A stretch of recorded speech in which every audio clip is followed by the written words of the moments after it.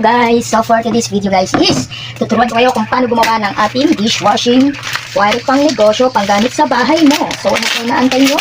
I-try nyo na rin to. Just comment down below kung saan pumunta ang video na to. So ayan guys. Ayan. Ito yung ating mixture na siya guys. Na may mga ano na siya dyan. EDTA, lahat ng mga ano guys. Ito na yan. Ito yung ating surfactant. Ayan. Ito naman ang ating bubble buster. And then, itong ating thickener or ito yung magpapalapot sa ating sabon guys. So, yun guys. Dito guys is madami ng andito na lahat yung EDTA, colorant, yung ano niya guys, yung pabango niya, which is calamansi ang ating gagamitin guys. Andito na lahat yun. Yung kanyang deep freezer, andito na lahat yun guys. Kompleto na lahat to guys. Ibubuhos mo lang to. Isa-shake-shake mo muna yung ganyan bago mo ibuhos sa ating mixture. So, yun guys. Tara, samahan nyo ako guys. Gagawin na natin to guys.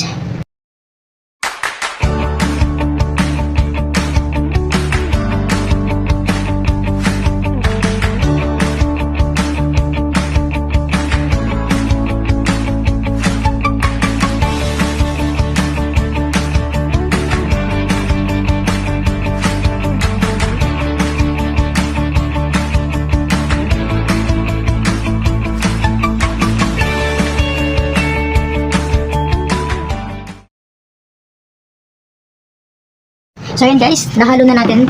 Pag wala nang buo-buo yung surfactant guys, pag wala na yung buo-buo guys, pwede mo na itong ihalo, itong ating premix guys. Ayan. Haluin mo siya ng paunti-unti guys.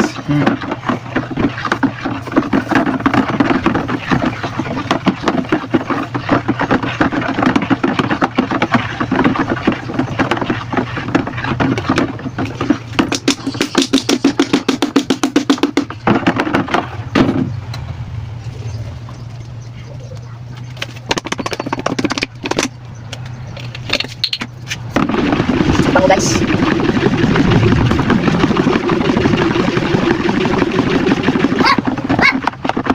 Nadulas dito.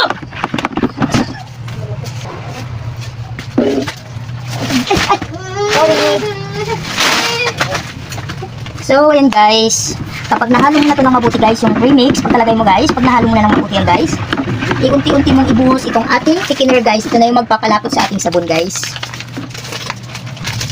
Ayan. Unti-unti mo lang siyang ibuhos.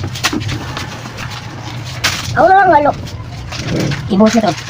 Kapag bumaba ka, bumaba.